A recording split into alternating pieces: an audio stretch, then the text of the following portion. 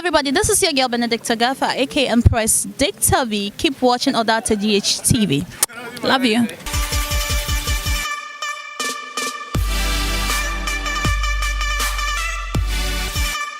Hello guys, so welcome back to the entertainment bars right here on Odata GHTV. As you already know, on this channel we give you the latest entertainment, gossip and bars in the Ghanaian showbiz industry. So if you are new here, kindly subscribe to this channel, click on the bell icon so that anytime we drop a new content, you will be the first to be notified. And so don't forget to also drop your comment in the comment section below.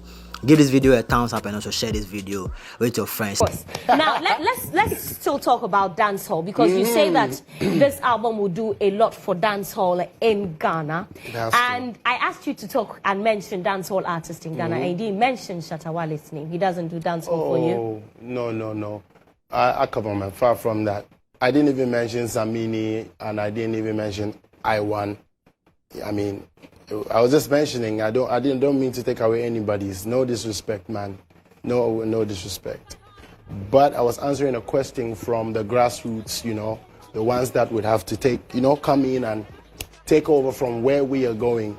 You know, what I mean, because we're setting trends and we're leaving a big legacy behind, and they have a lot of work to do. And we're the same ones that have to lend them a hand to come up along. So, no malice, man. Shout out to Shatta Wale. Big up to Batman Samini, Big Man Samini, you don't know anything. I won up there. Okay, let's talk about support from your colleagues since you decided to drop this album. Yeah. You've got an amazing followership. They've been tweeting about the Anloga Junction. You guys hijacked the Twitter trends from yesterday. Have your colleagues been supportive? I haven't seen so many tweets. I have seen tweets. I mean, from yesterday till now, honestly speaking, I had only taken a 3-hour rest. You know, my wife is my witness. I've been up on the road. You see, when I was performing, I had to close my eye to just keep going, man. You know, not because I'm sleepy, but yeah, you have to, you know what I mean? Which of your colleagues have tweeted about the Anloga Junction? Can't you see I'm not trying to answer? I want you to answer. But anyway, it's all good. No, you need to answer. Yes, I'm going to. Shout out to Salka, yeah. Shout outs to Chris Wado. Shout outs to Big Man Samini. These are the tweets I've seen, and I'm honored, and I'm grateful. And it doesn't mean that they have anything against me, honestly speaking, because we all do sometimes omit, you know. I think that... How do you omit? All of these colleagues of yours are on Twitter, and you hijacked the top 5 Twitter trends from yesterday. So you mean so they're supposed to necessarily or compulsorily... I'm just saying that there's no one who is on Twitter who would say they don't know that there's something called the Anloga Junction. Absolutely. The Anloga Junction album is the biggest album right now in Ghana. The Anloga Junction is the most talked about music-wise aside coronavirus right now. You know what I mean? But I think that we shouldn't try to make this a very big deal. Big ups to Moogies, you know. I'm trying to big ups to Darko Vibes, big ups to... These are people that can promise the whole of our 2B's team. Big ups to... You know, when you're on TV, sometimes your blood, they also you forget some things. But I can say this hands down, that the support from my colleagues is dope. Trust me, man. Those have seen and those that have not. But those that have seen from yesterday, big up on yourself, you know. Yeah, man. I see. Okay, I'm going to go on Facebook and take some questions because your fans have been sending a lot. I want to take some questions. It's Friday, right? Yes, it's Friday. And so we're going to be... it's a Monday. No, we're going to be partying in a bit. DJ Spliff is here, and he'll be giving us some good music. Stonebwoy is also ready to perform for us. Am I? Am I? Look, there are people who think I'm trying to bring trouble, and I am far from trouble. Yes, trouble. I am far from trouble. Okay. If you're not trying to bring trouble, read it. So, Hammond, well, this is about Shatta Wale, and I mean, it's not supposed to be about Stonebwoy. I know, right? Now you have tried, so bring it. Not me. This question I'm saying is about Shatta Wale, that since this is about dancehall and you're all trying to put dancehall, Ghanaian dancehall out there, why didn't you feature the likes of Shatta Wale, Moogies and co?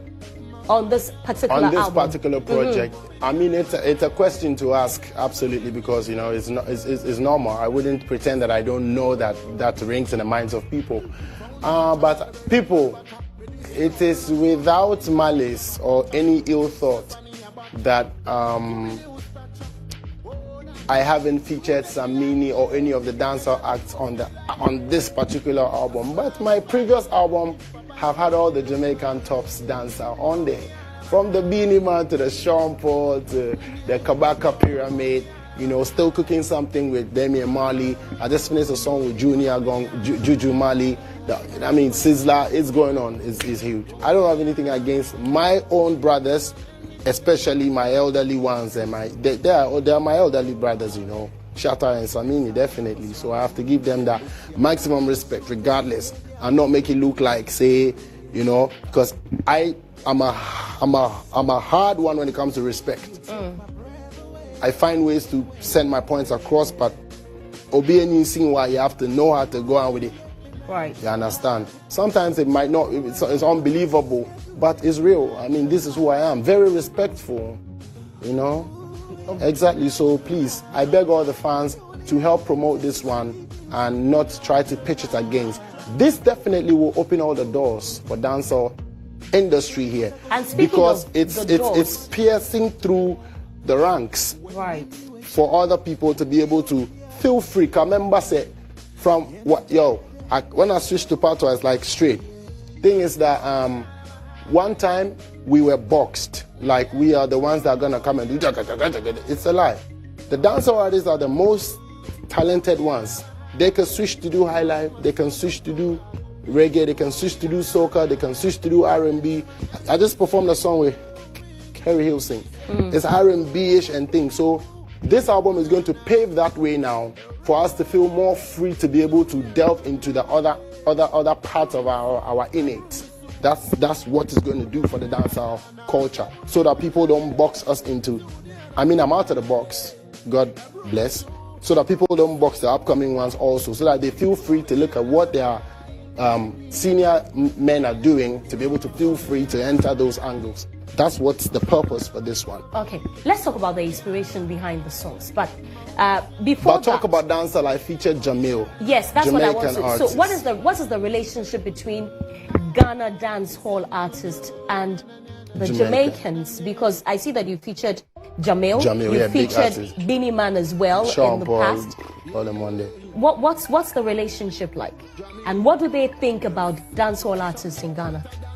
Like Buju would say, big respect to the granddaddy, you know, Buju Bantan. The other day was doing an interview, and you know, he was speaking about the connection.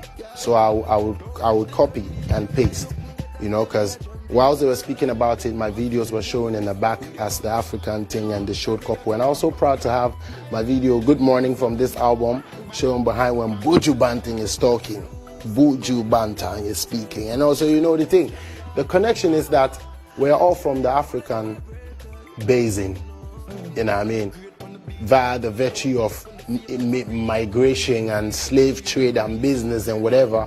The world has seen black people move across the globe. And Jamaicans birthed the name dancehall and reggae, but it has its roots all the way into blackness, you know, into Africa, especially into the West African corridors, you see. So this is where we find our lineage and find our DNA connection to the genre of dancehall and reggae. So this is what they also know and feel about us, especially now that Africa has continued to push to get to this point, you know. So the communication is more rampant now. I see, I think I saw Moogie's do a song with a couple people and Sean Paul and it as well. It's going all about. I see most of my brothers doing stuff here and there, you know, Bonobium, like I'm well informed, you know. Also did a song with Jamaican, you know what I mean? So, you know, even him as a singer rapper. So we have a great connection as people of Ghana and the Jamaican or the Caribbean community as a whole. Let's talk about the songs, back to the songs on the album. So African Party. What was the inspiration behind that one? I finished performing at the Beam concert in Tamale. Street Beat didn't have any song produced on the album yet, so he was like crying about it. So I'm like, okay. After the performance, he set up in his room. So I went straight there and was like, let me hear what you have. And lo and behold, fortunately, that became the track 1 of the whole album. And then we did African Party on that one. Yeah. That's the one track. First and then you have producer. one with Nasty C as well, Bow Down. Bow Down, yeah. Produced by iPapi, Kumasi producer. I mean, if it's a Kumasi, sometimes we'll tag Kumasi like a hand, but Ghanaian producer based in Kumasi as well. You know, he produced that one, we recorded it. Nasty C came to Ghana one time. We met at my house or my home studio.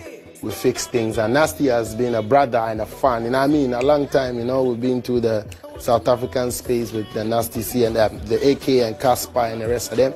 And listen. You featured Kojo Entry as well. Yes. Thank you, Daddy, Why for Kojo blessing. Kojo Entry because it fits him.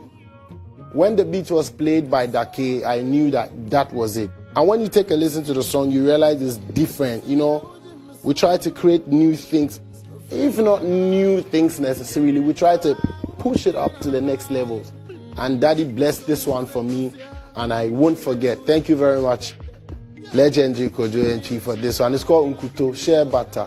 It's share butter. So this one, we will share the share butter. We'll share the share butter. Explain. Share the